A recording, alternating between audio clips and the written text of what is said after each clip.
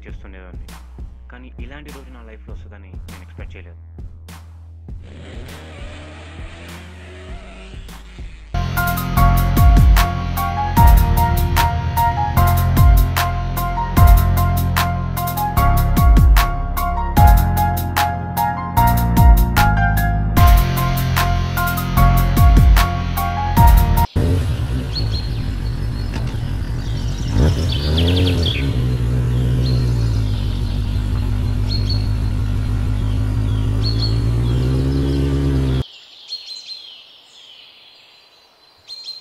Hello, చెప్పురా,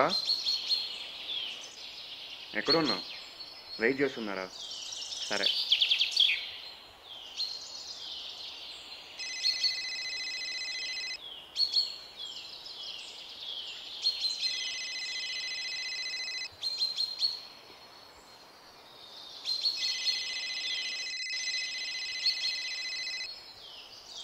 ఏంటి sound?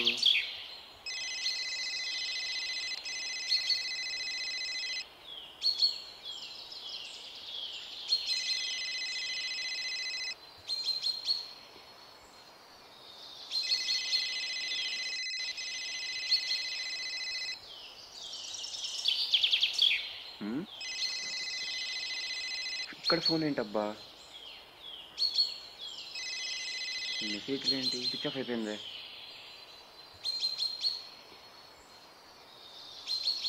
రే ఎంతసేపు అయిందిరా వచ్చి? ఇప్పుడేరా, పద పోదాం.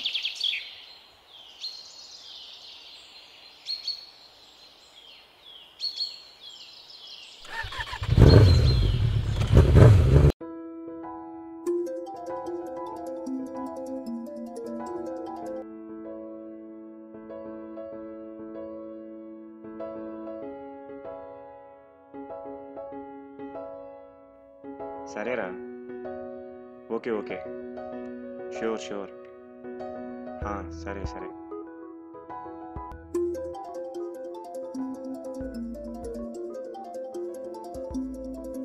ఏంటి ఆసిఫ్ ఫోన్ లిఫ్ట్ చేయట్లేదు? ఏం చెప్పనుగా, ఈ ప్రియాంకకు నాకు సెట్ అవ్వదు ఇంకా. ఎందుకులా నవ్వుతున్నావు? ఎందుకో చెప్తాను నేను ఒకసారి. మీ మమ్మీ అంటే నీకు ఇష్టమా? మీ మమ్మీ అంటే నీకు ఇష్టమైనప్పుడు ఈ అమ్మాయి ఎందుకు ఇష్టం లేదురా? కానీ ఏదో అంది కదా అని చెప్పేసి నువ్వు తను వదులుకోవాలనుకుంటున్నావు. మీ మమ్మీ ఏదో అంది కదా అని చెప్పేసి నువ్వు తనను వదులుకుంటావా? లేదు కదా. ఐ థింక్ ఈ అమ్మాయి నీకు 4th అమ్మాయి కదా? అరే 4th అమ్మాయి. ఇప్పుడే మన దేశంలో 99% అబ్బాయిలు 89% అమ్మాయిలు మాత్రమే ఉన్నారా? ఇలా నువ్వు ప్రతి అమ్మాయిని లవ్ చేసుకుంటూ పోతే లాస్ట్కి నువ్వు ప్రేమించిన అమ్మాయి నేను పెళ్లి చేసుకోవాల్సి వస్తుందిరా. ఇంకొక లాస్ట్ మాట చెప్తారా, ఎప్పటికైనా నువ్వు ఒక అమ్మాయిని లవ్ చేస్తావు కదా, మ్యారేజ్ చేసుకుంటావు కదా, అది ఈ అమ్మాయి ఏ అమ్మాయి అన్నది నీకు అనవసరం. నేను ఒక్కటే నమ్ముతా, ఇతర క్యార్ అవుతా హై ఉతర సచ్ హోతా హై. ఇక్కడ నీకు ఏది రాసి పెడితే అక్కడ అదే జరుగుద్ది. ఇంకొక ఫైనల్ మాట గుర్తుపెట్టుకో, నువ్వు ప్రేమించిన అమ్మాయి కన్నా నేను ప్రేమించిన అమ్మాయిని చేసుకుంటే లైఫ్ హ్యాపీగా ఉంటుంది. నువ్వు ప్రేమించిన అమ్మాయి అనుకో, దాన్ని లవ్ మ్యారేజ్ అంటారు. అదే ఎవడో ప్రేమించిన అమ్మాయి నువ్వు పెళ్లి చేసుకున్నావు అనుకో, దానిని అరేంజ్ మ్యారేజ్ అంటారు. లవ్ మ్యారేజా అరేంజ్ మ్యారేజా అన్నది నీ చేతిలో ఉంది. ఒక్కసారి ఫోన్ ఓపెన్ చేసి తన ఫోటోని చూసి ఆలోచించు. రే నాగేంద్ర, ఫోన్.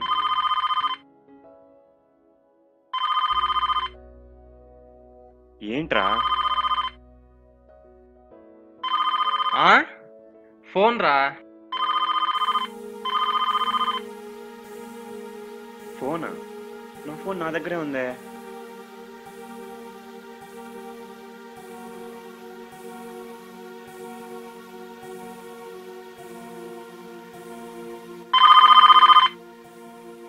రే నాకు ఫోన్ రా.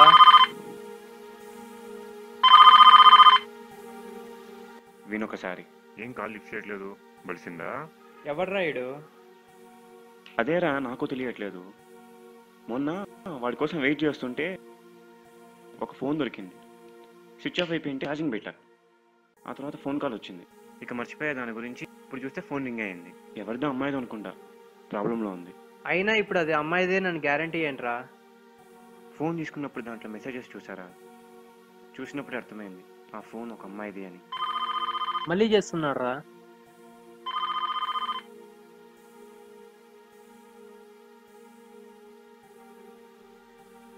ఏం కాల్ లిఫ్ట్ చేయట్లేదు? ఎవరు? నేనెవరైతే నీకెందుకురా? ముందు దానికి ఫోన్ నీకేం కావాలి? సరే, దాని బదులు నువ్వు చేస్తావా? సరే.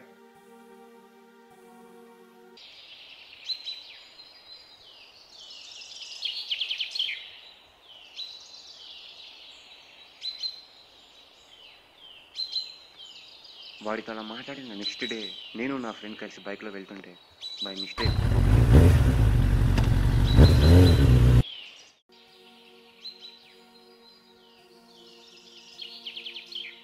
Sorry boss, sorry.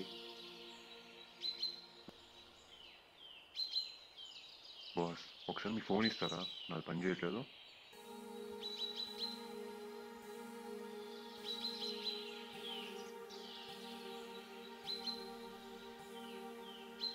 వాడికి సారీ చెప్పేసి నేను నా ఫ్రెండ్ మళ్ళీ బయలుదేరేశాను.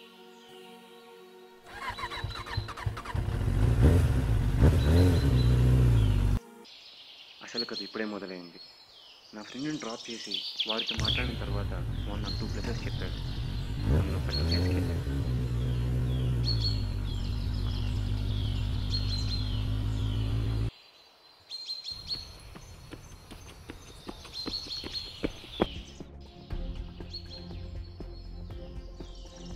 హలో, వాడితో మాట్లాడాక వాడికి అడ్రస్ చెప్పాడు. అక్కడికి వెంటనే బయలుదేరా.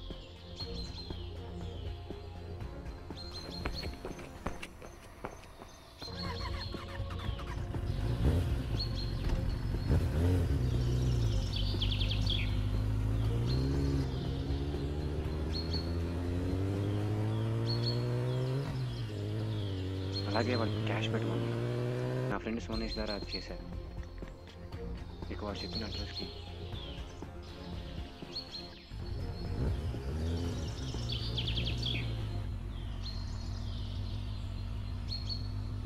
వాడు చెప్పిన విధంగా నేను ఇంకో ప్లేస్కి వెళ్ళా. అక్కడ ఒక బైక్ ఉంది. ఆ బైక్లో ఒక మొబైల్ ఉంది. అందులో ఆ అమ్మాయికి సంబంధించిన పిక్స్ ఉన్నాయన్నాడు. అవి తీసుకొని డిలీట్ చేసుకున్నా.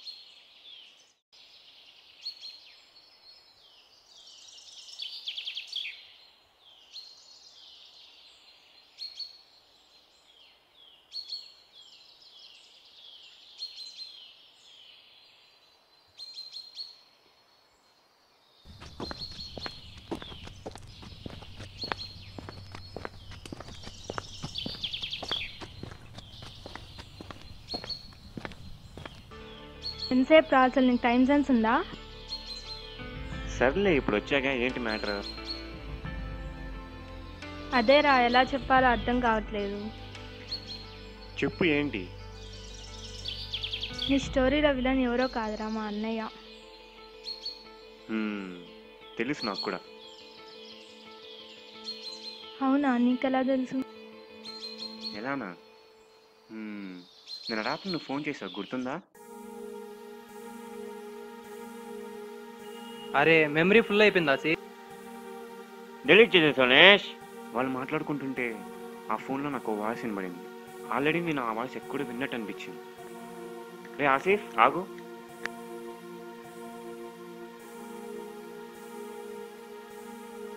ఈ వాయిస్ ఎక్కడో విన్నట్టుందే. వెంటనే ఫ్రెండ్ ఫోన్ చేసి రమ్మన్నా. ఫస్ట్ నుంచి నేను ఒక వాయిస్ రికార్డ్ చేస్తున్నా. ఆ వాయిస్, ఇప్పుడు నేను విన్న వాయిస్, ఈ రెండు మ్యాచ్ అవుతుందో లేదో ఒకసారి చూసి చెప్పమని ఫ్రెండ్కి చెప్పా.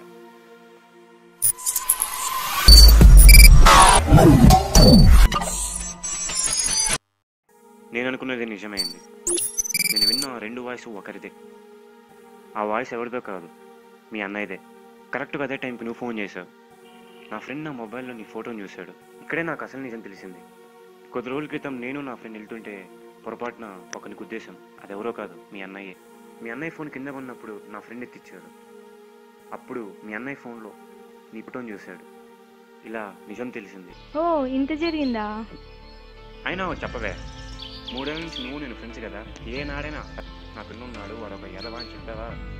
ప్రామిస్ రా, నువ్వు అడగలేదు, నేను చెప్పలేదు. అయినా ఏమని చెప్పమంటావు? ఆ అన్నయ్య ఒక వెధవని చెప్పనా, నేను చెల్లినని చెప్పనా? సరిపోయింది. ఈ అమ్మాయిలతో పెట్టుకుంటే ఇంతే. సరే ఇప్పుడు ఏం చేయాలనుకుంటున్నావు? ఏంటో తెలీదు నాకు కూడా. సింపుల్ రా, మా అన్నయ్య నువ్వే మార్చు. అంతేరా, చెప్పాల్సింది చెప్పా, ఇంకా నీ ఇష్టం.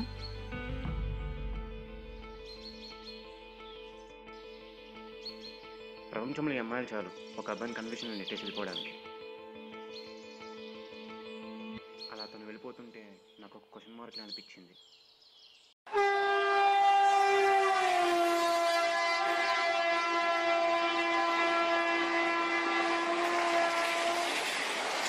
వాడు చెప్పిన విధంగా సెకండ్ ప్లేస్కి వెళ్ళా. అక్కడ నేను ఊహించిన విధంగా ఒక ఫోన్ కాల్ వచ్చింది. అది మాట్లాడే లోపే నేను డబ్బు పెట్టిన జీప్ మూవ్ అయిపోయింది.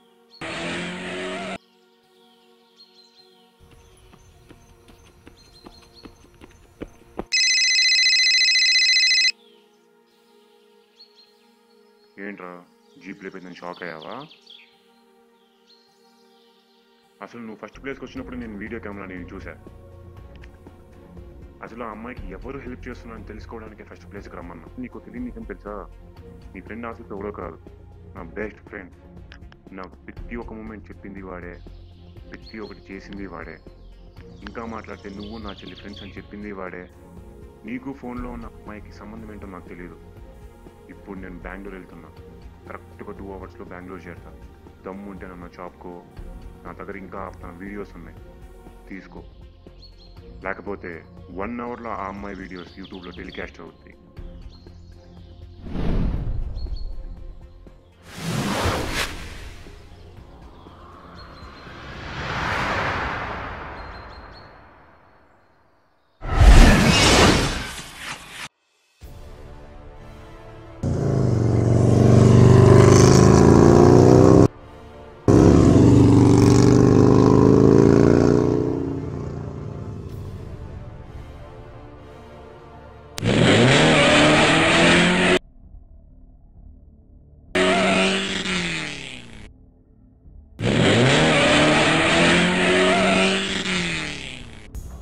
వాడు నాకు అలా చెప్పగానే వెంటనే నా ఫ్రెండ్కి కాల్ చేశాను. వెంటనే వాళ్ళని వెళ్ళి ఆపమని చెప్పాను. నా ఫ్రెండ్స్ వెళ్ళి ఆపేలోప హలో వెళ్ళిపోయా. ఎక్కడున్నారా? హలో చెప్పురా. ఇక్కడే ఊర్లో ఉన్నా. నా ఫ్రెండ్స్ వెళ్ళి ఆపే లోపల నేను కూడా అక్కడికి వెళ్ళి చేరుకున్నాను.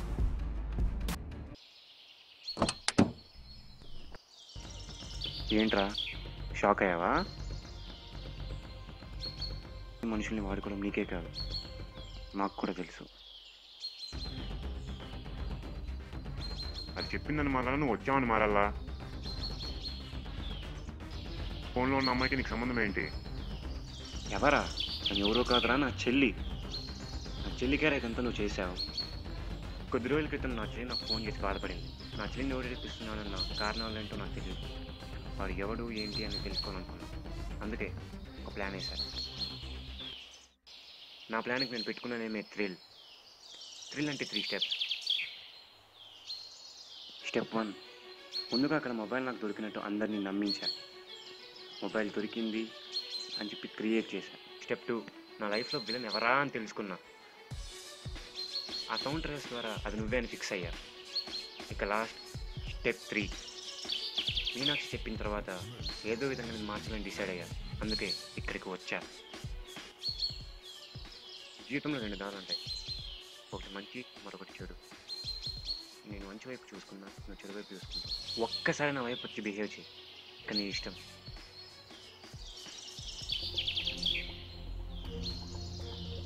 సారీరా, యాక్చువల్గా నేను ఎప్పుడు మారిపోయారా? నేను ఎప్పుడు మారానో తెలుసా? యాక్చువల్లీ నా చెల్లికి నా పైన ఎంత ప్రేమ ఉందో అని ఫస్ట్ టైం తెలిసినప్పుడు నేను మారిపోయాను. సెకండ్ టైం ఎవరో తెలియని అమ్మాయి కోసం నువ్వు ఇంతగా కష్టపడడం చూసి నీ కోసమని నేను మారాలనుకున్నారా? నేను భయపెట్టిన అమ్మాయి నీ చెల్లి అని తెలిసాక చివరిసారిగా మొత్తం మారిపోయారా? నీకు ఫిదా అయిపోయా. అన్నిటికీ కారణం మీ ఫోనే కదా?